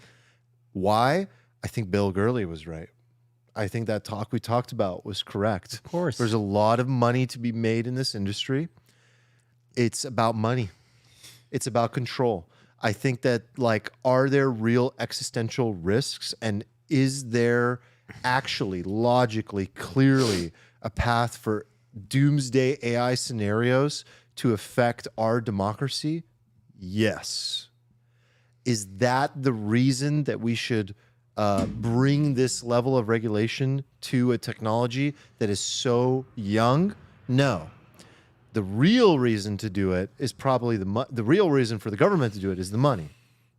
I think it's too early to regulate something that is so unclear. On the other hand, if I'm wrong and this technology needs to be captured early and controlled early because there are real AI doomsday scenarios, then thank God we did it, and that's great. I fear that we are limiting the innovation of foundational models far too early. Andrew from Deep Learning AI, Andrew, I don't know how to pronounce his last name, NG, argues that the regulation should be happening on the application layer, not the model layer. And that's a really interesting take because he says that the application layer is where it's a lot easier for startups to, show their cards and say, like, here's what I'm doing and here's why I'm doing it. And here's what it's intended to do. Whereas the foundational model layer is like where all the innovation happens, where all the applications build upon. So much we could talk about, but that's the gist of my general take. That's a good discussion. I mean, this ties into what we've talked about a little bit, where we've talked a little bit about how, like, crypto will enable AI, how these things will be sort of synergistic, right? Yeah. And I think we have a similar thing in crypto, right? Where you have Bitcoin, which is this underlying protocol that aims to be sort of decentralized, out of the reach of government. And I would argue that it is, right? But if you want to reach a consumer, if you want to build a practical business, if you want to have an app, if you want to have people like download something, use it, connect it to the banking rails, that's another story. And then you do have to go through these hoops, and these two things that can exist together, right? So the idea that, like, you could prevent Bitcoin from existing is, to me, like, as ridiculous as the idea that you can prevent one of these models at the base layer from existing. They're too powerful, they're too economically valuable, and if, like, anybody tries to squeeze the balloon, people are going to, like, we already have the decentralized infrastructure to a degree to let these things, like, if the government squeezed hard enough, people could run these models, like, they could move off the traditional internet and they would just, like, go underground, right? So I think it is appropriate to have this two-tiered thing where you let the sort of core run, but then you have this regulation on the app side, and maybe you can kind of strike this balance. But when I saw this thing, like, the immediate thought that went into my head was, have you guys heard of the story of when cars were invented? And the government freaked out about it so much that, like, when you had a car, you had to pay for a person to walk in front of your car with a red flag. Oh, because there was no, like, driver's licenses at this point or anything. Warn all the oncoming, because people were like, they're going to run over it, they're going to kill everybody, it's going to be blood in the streets, massacre. So the government passed a law where you had to, like, walk in front of the car waving a flag. And we look back on that, we're like, wow, this is so fucking stupid. But we've done this over and over and over again. And I was racking my brain. Like, can you think of a point where there was something like this, where the government was like, whoa, we got to regulate that, and it ended up being a good idea? Because the thing that immediately comes to mind is, I don't know if you saw the more important part, by the way, is that never is decreased. It's never reversed. That's the most important part of regulation. Yes. It does not decrease over time. Never. Ever. Important principle. Very. Yeah, government, this is like a Thomas Sowell thing, right? Like, government, bureaucracies, that's concerning. They're living organisms that once you give life to them, They just their grow. main goal is to replicate and breed and keep existing. And it's like jobs for Yeah. them. It's like literally like jobs. Like, oh, I'm gonna have a fucking seat and I'm gonna do this shit for the rest of my life. The real concern here about the executive order is what it does to open source models. It stifles innovation at the open source level more than anything else. That's a big problem. And that's what most people are concerned about. So I don't know. I think that like anything, what is truth anymore, right? Like, are the doomsday scenarios real? Like, yes and no. It depends who you ask, right? And do we need to do the right thing? Of course we do. And is a certain level of regulation necessary? But I don't know. Bill Gurley made me think about a lot of things in a very different way from that talk of just being like, why is Sam Altman being a good boy and being so, forthcoming with the government about everything that he wants to do? That's never What been a is that? question in my mind, ever. What is your... The idea that like Sam Altman is some pure human who's just, I Just don't a know good any of the boy. company. I'm a good boy. And I just want to, and please regulate me so that I don't like do anything. I don't want to hurt you. It's just bullshit. Like you can use this heuristic about humans and it's always true. Like all humans generally pursue power. If they get too much power, they get corrupted. Like the idea, like this is like an age-old trope that is true. It's the foundation of why our government is designed the way it is. It is just like a function of how humans behave. So of course he is like every other human. Of course he is. Of course he is. And if you follow the incentives, Yeah. what's that Charlie Munger quote? Like, show me the incentives, I'll show you the outcome. Yep. Yeah. That it's always true. It's literally always true. And if it's not true, you just didn't properly understand the incentives. Like you thought they were something, but they're actually, but like it's always true. It's never not true. You'd have to be a very radical person to not follow the incentives. You're a once in a generation person. Yeah, you have to be like actually crazy. You're free. You're Or free. You're just- like a Jim Carrey or something. You're just like You're like a Kanye. revealing You're the like a Kanye, but like Wizard of those Oz. people are also like a little bit crazy. There's like there's like Exactly. a good amount of crazy where you can be just creative enough to break the mold and do stuff, but like also you also do some weird shit. Yeah. Right? There's just like a delicate balance there. Do you think Russell Brand is the real deal? Yes, I do too. I do. I do too. Yeah, we never really talked about what's I the think he's latest the on real that? deal, man. Yeah, I think he definitely plays the game. He plays the game. but he was getting the views. He was getting fucked before, right? Oh, Like, yeah. is he back now? I haven't been following it. Yeah, apparently, like last I checked the internet, which was like a month ago, he was getting fucked because, what did he do? There were allegations that he was Oh God, yeah, raping or something. yeah. Sorry, I completely. I was like, where did I even leave off with the internet? It was that. It was that he was That was your getting last time accused. online? Yeah, he was getting accused of the R word. Like I feel like I can't even say that word. It's such it's an incredible word. That's the thing to throw at you for sure. So I don't know where that landed. That was like a month ago, but he made it seem, last I checked, that it was a coerced effort. No idea like what has happened since then in the last month. Like he could be guilty right now, and I don't even know. And I'd be like, okay, well, fuck Russell Brand.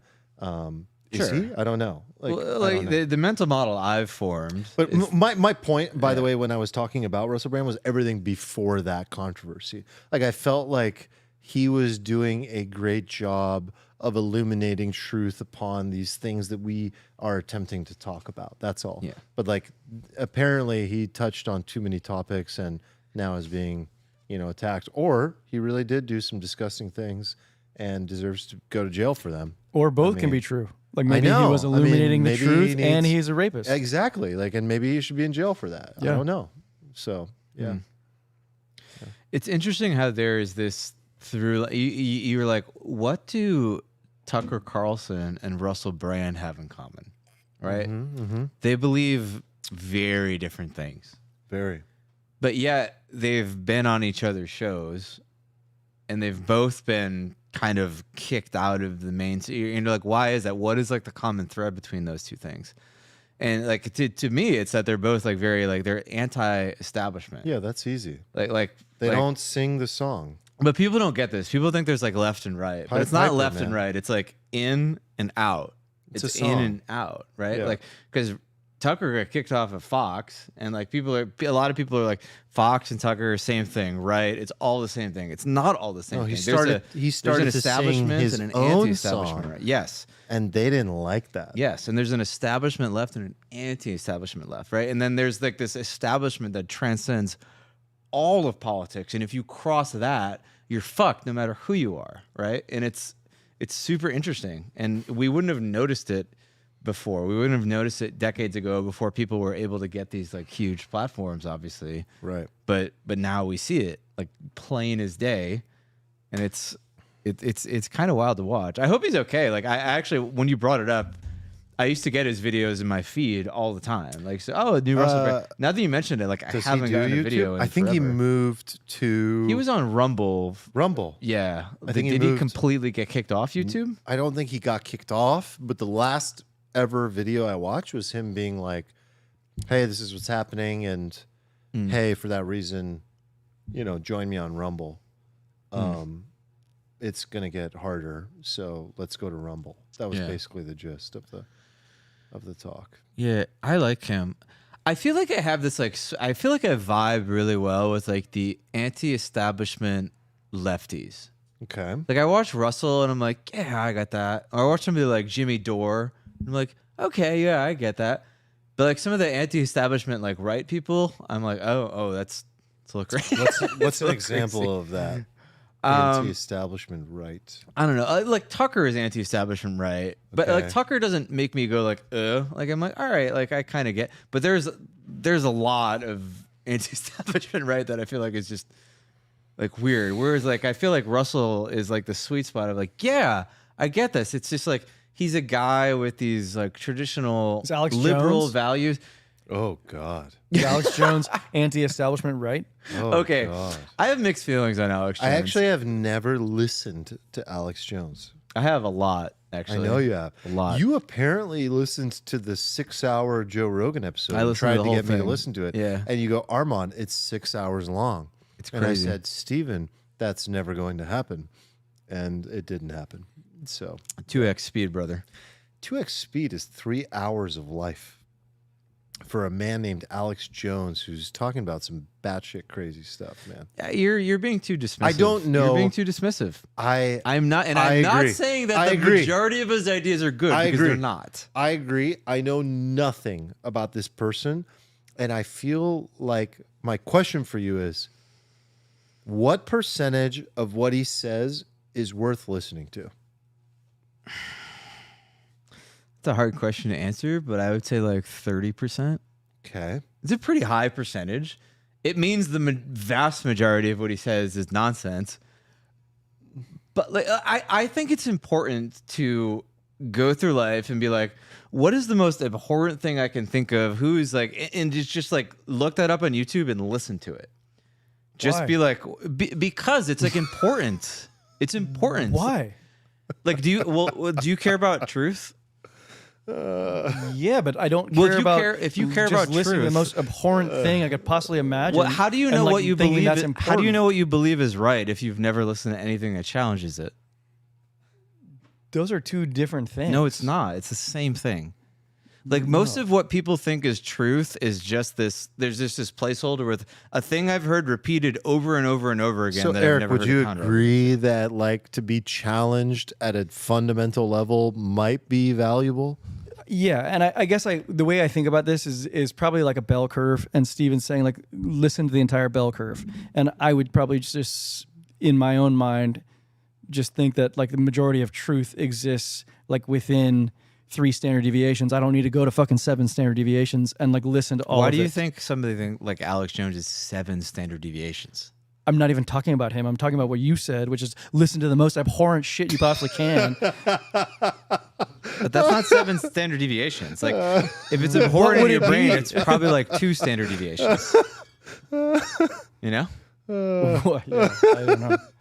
Like there's a lot of like there's a lot of stuff that you think is true that if you've never actually listened to another perspective.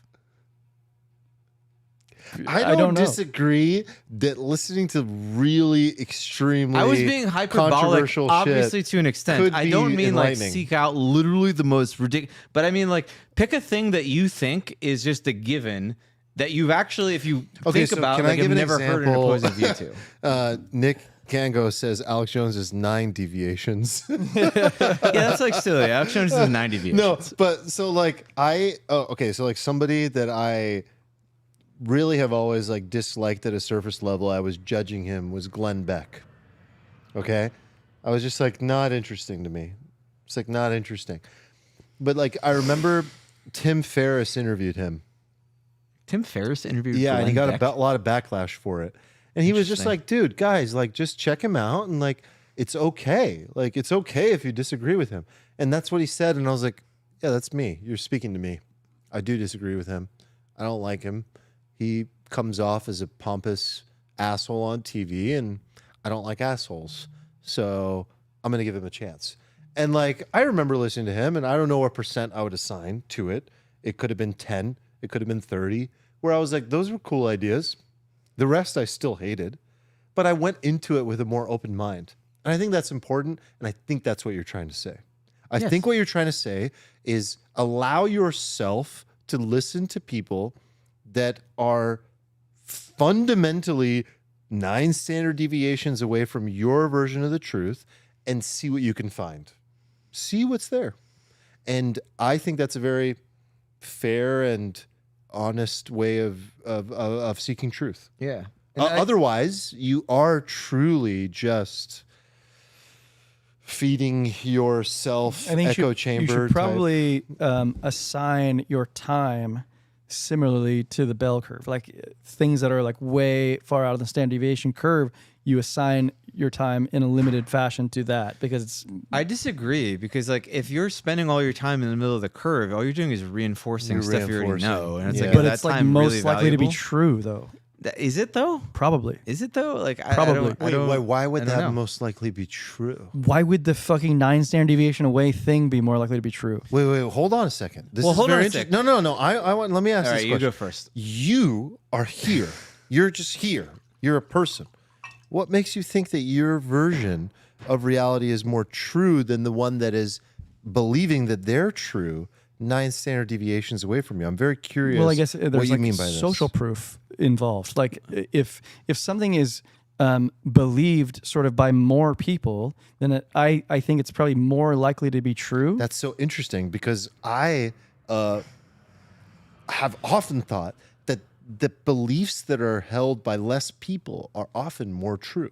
Can I ask this a different way? Like, what is the value in majority? listening to something Yes. that you already believe?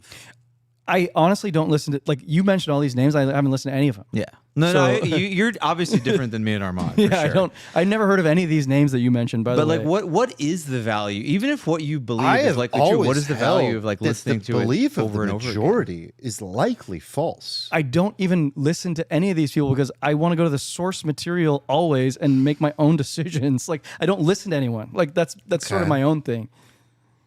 I guess what is okay, that's interesting. What is source material then? So like we just talked about the AI Right. regulation and nobody fucking referenced the source material because nobody knows it, and that's where I would go with it. But Like, I don't need to wouldn't know the listen source to- material. I wouldn't because listen to Russell Brand's we're take referencing on something it. you know, better like- than the source material, which is like fundamental truths we understand Yeah. about human nature. Yeah, These like are, Russell Brand's first take on the principles. AI regulations would be better than the AI regulation bill itself. No. No, Well, actually, it probably would be. just to be clear honest. that up. Russell Brand had nothing to do with it. Yeah, I nothing- know. nothing I'm to just. do with that. That's the one name that I knew, so I just referenced that Okay. one. But any of these names could have referenced anything, and I'd like just rather. No, it's a good example. Like we don't have to read most government bills because we so fundamentally understand like the first principles Their incentives. of governments, why they exist, the incentives of the participants. That it's like just painfully and depressingly obvious what happened, why it happened, and where it goes. It's like a movie that repeats over and over and over and over again because you get to that is the true source material is human nature. I'm okay with that definition as well. Like, I'm not sitting here being like, oh my God, Elizabeth Warren, I know people like her. I listen to her. You know, that's not it. I just don't like listening to anybody, I think is my main point. Like, That's a fair point. Like if you're just like, I don't care. it's well, not that I don't care. I want the source material. That's what I care about. I don't care about Russell Brand's take interesting. or Elizabeth Warren. The source material is like where is the source material? Some things don't have source material. Of course. But, you know, if given the choice, If given the choice, you should go there. I agree. I with would. That. I mean, I don't- definitely agree with that. don't care what I anybody remember else talking does. to your dad about that for hours. Oh, I love Eric's dad. I remember that. It was, and I think that's smart. Well, my dad is a you guys, by the way. He tries to take in all 100% of the bell curve also. And I think he's retarded for that. Oh God, we're gonna go there. I think it's important. I do. I don't think it's possible, obviously, to take in 100%. It's impossible. Of course. But What I also think see it makes you stronger, wiser, better, more informed, and you don't have to do that for everything. So one thing I'll give you guys a tip of the cap.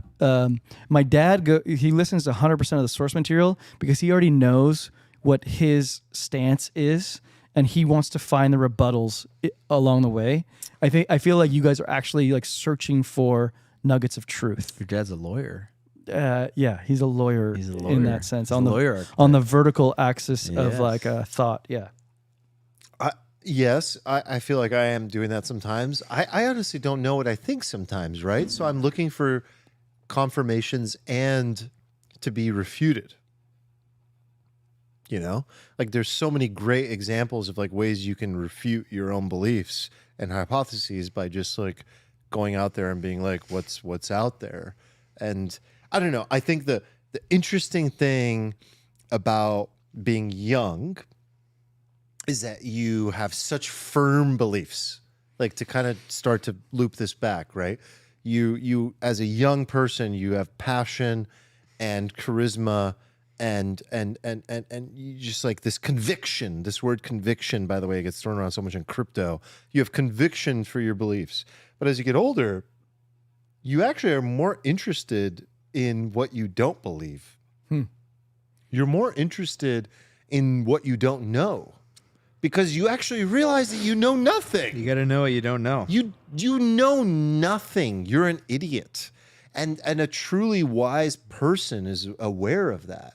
And anyone who's like, I have such, strong belief in this or that, often to me is a signal of a person who's a little bit less open, right? Their openness in the big five is a little less.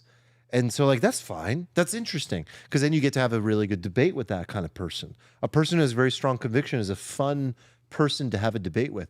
But a person who has very high openness is a really fun person to explore, seek truth, and philosophize with.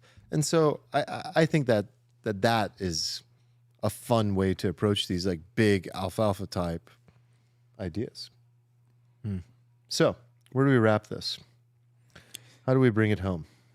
I don't know. We went off the We rails. started in Georgia, the state. We ended up in Georgia, the country. I did see now I'm in Antarctica. I don't did even see a know. comment on somewhere along the line. Somebody said, like, man, I miss these kind of alfalfa talks. Yeah, I saw that. And this is exactly what I want alfalfa to Yeah, can we sort of talk be. about this a little bit? Yeah. Please. So people listening will Catch notice me that. up. Yeah, we didn't talk about a lot of what do I buy, We didn't talk about where do I sell. JPOW did talk today, and they didn't raise rates. We didn't mention that. Didn't mention it. Didn't even talk about it.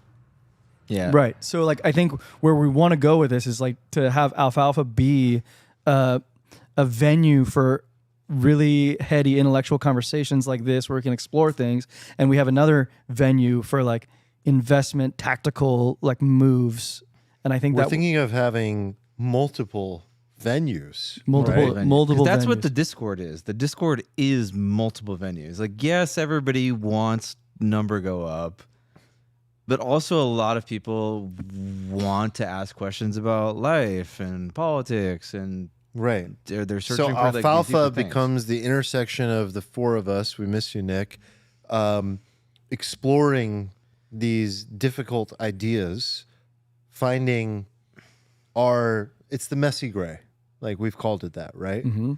And then we've got the money thing, where we get technical. We've got maybe we got a mailbox money thing, A real estate kind of investing, its with own Nick. thing.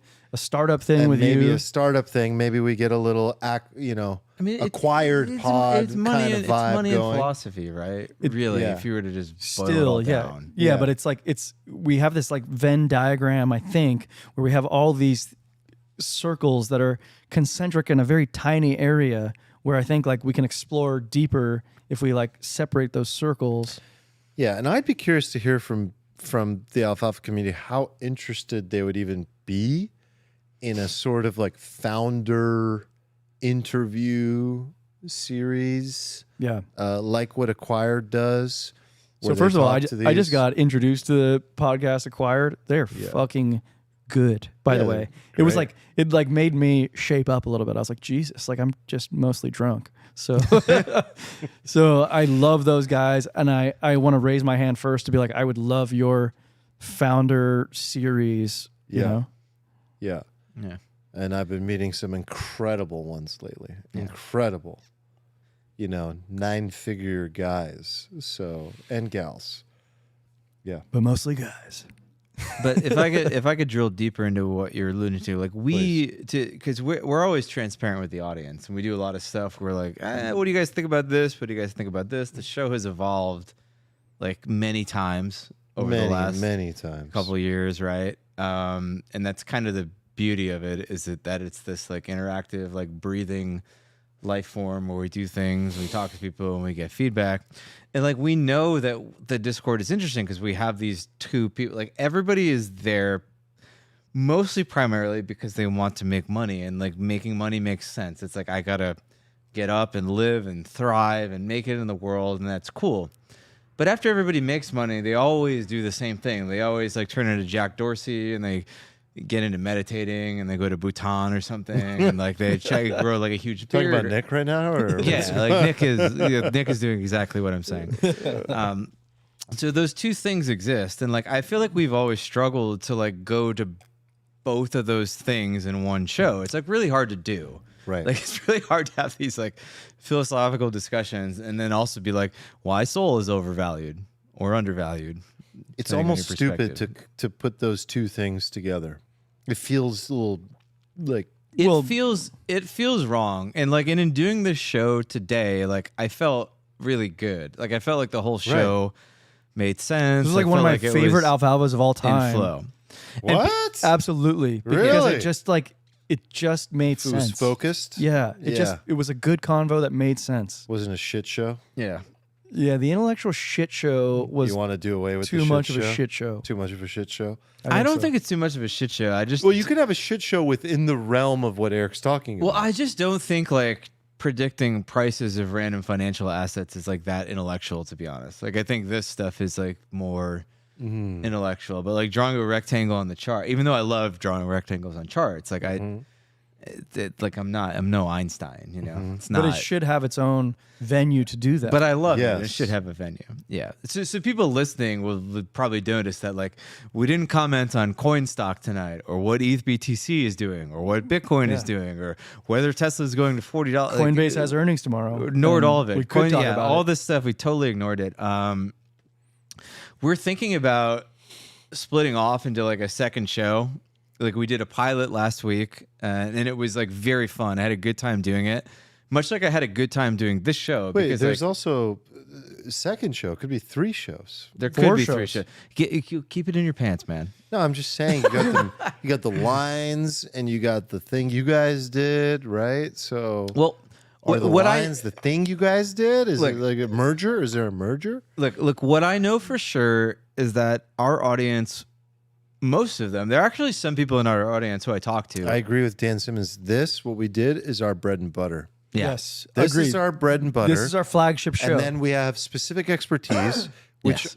I am not part of that part. Yeah. Right? So you should go deep on that.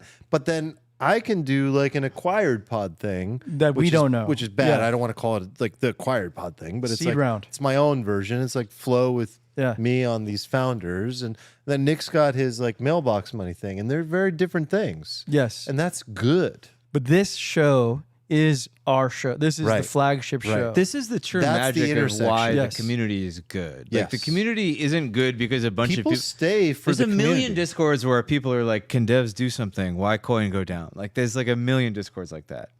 People in this Discord are also like, "Why coin go God, down?" I but love also, you, Tom haha. Nom. Nom. Yeah, Tom Nom is on point. I can find it financial advice from everywhere, he says. I can't find these deep life discussions anywhere else. yeah.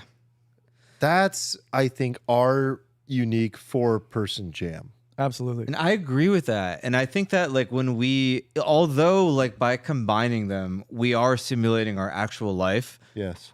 we also are living in the world of algorithms that we rely on for distribution. And like we are doing That's this right. weird thing where we're trying to build an audience that's like asking where like Bitcoin is going next month. And then we're talking about Zoomers and can they make it? A in deep life today's- discussion followed by fucking Or like, do aliens Dogecoin exist? price on the next Like, show. do aliens exist Right. and Dogecoin should not be in... Well, I can actually see an argument for that. But, they don't deserve to be in the same conversation. yeah. So what I The want algo doesn't like that. what I want to do is keep this Yes. and amplify it and make it so that when like people tune in, they know this is what they're getting. Because Right. like even like me personally, I'm like I've always struggled to like I'm being quite candid right now. I struggle to explain to people what the show's about because like you have to like really it's like one of those things where like, oh, if you get it, you get it. But that's But if not you don't good. get it, it's you Yeah. really don't get it. No, you don't want that. It's all over the place, right? You don't want that. So I think what we're going to do moving forward, at least like as the V1, is to now split off like the hyper financialization. How do I make money? How do I make it? Because to me, that's not like philosophical. It's still interesting to me. It's still like my life, but it's not philosophical. It's not like the root of like what guides us as humans. And I want to have its like own thing where it can thrive. And I want the people who tune into that to be like, oh yeah, I'm going to tune in here and I'm going to get charts, right? And then I want people who tune into this to be like, oh, I'm going to get cool philosophical discussions about life and technology and all this stuff. And I don't have to wait an hour and a half into the stream. Yeah, talking when about the title what doesn't match. J-Pow It- did. Yeah, like it doesn't make sense to me. And it You can't probably doesn't find make it sense to anyway. people. Like if you were a listener or watcher, it's just Yeah. you couldn't even find it. So my It's my mixed thought in. my thought is that we're gonna try to split this, and for people listening, like me and Eric had a lot of fun doing the show last week. It felt great, but I also was like, oh, I still miss like those old Alfalfa episodes where we used to they were brutal, right? Because we were in my dining room for like 4 hours because we used to do We did 3 episodes in a episodes. row. No, 4 hours minimum. Each No, it one was more was like 5 to 6. no dude. 6 hours. It We was used to do 6 like a hours. whole episode Money, like life, this. politics. We did also. money, life, politics every Wednesday, back It was to back so to back. ridiculous looking back on it. Yeah, but yeah. like also really fun. But this makes sense. I think this makes sense. I would love to know what everyone else out there actually thinks about this, but Yeah. I think it makes a lot of sense. I think it makes sense too. For people listening, me and Eric are going to do a live stream tomorrow. Oh, It's still going to be in the Alfalfa feed. on YouTube? Yeah, on YouTube. Okay. We're Probably doing it on over YouTube. Zoom. Probably over Oh, Zoom. yeah. We're going to try like a digital one, see how it goes. What the time? one live last week was fun. We're going to do it at 2 Pacific time. Okay. We're going to try to include the Euros in I like that. because me and Eric can apparently do stuff at 2 Yeah, p.m. the Euros, we got a lot of Euros. a lot of Euros. We got and, a lot of Euros. a lot of Aussies. I think and it's like such, too. 20 to 30% of our audience. So this can be your late night So- show, Euros. Yeah. So we're gonna try that for a bit, see how it goes. I think if it goes well, we'll split the channels. Like my goal is to have people like have like a very concise view of what they're getting when they tune into the channel, because like Yeah. I think we're doing ourselves a disservice to confuse people to an extent. Like, yes, it's building this base of people who are like, yes, I check these 5 boxes and it's awesome. But like, I think there are a lot of people who would tune into us who don't care about money. Max and such. says, What did all Max I say? do is think about asset prices and existentialism. That's literally our audience. I didn't know. Jesus I didn't know Christ. how to explain our podcast until now. That's like, that could possibly be the tagline: asset prices and existentialism. No, it's a perfect tagline, but No, also it it's is. a tagline that only applies to like 4 out of every I 1,000 know. humans. So what you need to do is probably find the asset price people, A lot of build a asset show price for people, them, a lot of and then build the existentialism people. existentialists separately, because that And shit. then maybe we can cross yeah, pollinate there's only, I have to say, Max, I am you and you are me, and my penguin Max, is that you. was and- funny as fuck. You remember that, Steven? The penguin? Oh, I am my penguin. I am my My penguin, and penguin my is penguin me. is me. Yes. All right, Damn, we're a of long way from bull peak NFT market. Hey, are my curio cards coming back? That's hilarious. Is that funny? Is that like an ancient relic to you at this point? No, I actually have an interesting take on that I'm not going to give to you All right now. right, fuck it. This was great, guys. Love you. Appreciate you, Alfalfa community. We couldn't do this without you. Thank you for being here from the heart. Seriously, Thank you mean for it. being here. Thank Yeah, you. welcome back. Thank you, We miss you. listeners. Thank you. In the YouTubes, it means a lot. We're having a blast. The journey continues.